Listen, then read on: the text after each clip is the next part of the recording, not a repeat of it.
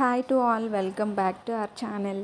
ఈరోజు మన ఛానల్లో శనగపప్పు బీరకాయ కర్రీ ఎలా ప్రిపేర్ చేసుకోవాలో చూపించబోతున్నానండి. ఈ curry same non veg flavour ఉంటుంది, చాలా బాగుంటుంది. తప్పకుండా ట్రై చేయండి. దీనికోసం ముందుగా శనగపప్పును గంట నానబెట్టుకొని పక్కన పెట్టుకోవాలండి. దీనివల్ల త్వరగా కుక్ అవుతుంది.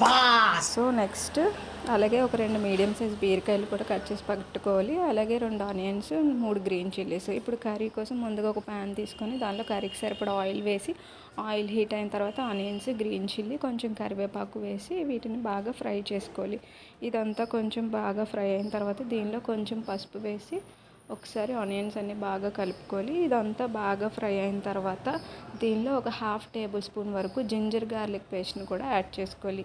ఇప్పుడు ఇదంతా బాగా ఫ్రై అయిన తర్వాత ముందుగా మనం కట్ చేసి పెట్టుకున్నటువంటి బీరకాయలను కూడా వేసి అంతా ఒకసారి బాగా కలుపుకొని బీరకాయ కొంచెం ఉడికేంత వరకు కూడా ఒక 5 మినిట్స్ మూత పెట్టి ఉడికించుకోవాలండి. బీరకాయ కొంచెం ఉడికిన తర్వాత ముందుగా మనం నానబెట్టుకున్నటువంటి శనగపప్పును కూడా యాడ్ చేసి ఇదంతా బాగా కలుపుకొని ఇప్పుడు మీడియం ఫ్లేమ్లో ఒక 5 నిమిషాల పాటు బీరకాయలు, శనగపప్పు కలిపి ఉడికించుకోవాలి.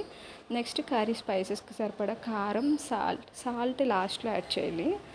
అలాగే ధనియా పౌడర్, జీరా పౌడర్, కొంచెం గరం మసాలా వేసుకొని ఇదంతా కూడా బాగా ఉడికించుకోవాలి. కొంచెం ఇది ఉడికిన తర్వాత ఒక 1/2 కప్ వరకు వాటర్ వేసి ఇప్పుడు కర్రీ అంతా మీడియం ఫ్లేమ్లో పెట్టుకొని ఒక 10 నిమిషాల పాటు బాగా ఉడికించుకోవాలి. లాస్ట్లో టేస్ట్కి సరిపడా సాల్ట్ కూడా యాడ్ చేయాలి. సాల్ట్ ముందుగా యాడ్ చేస్తే పప్పు ఉడకదండి.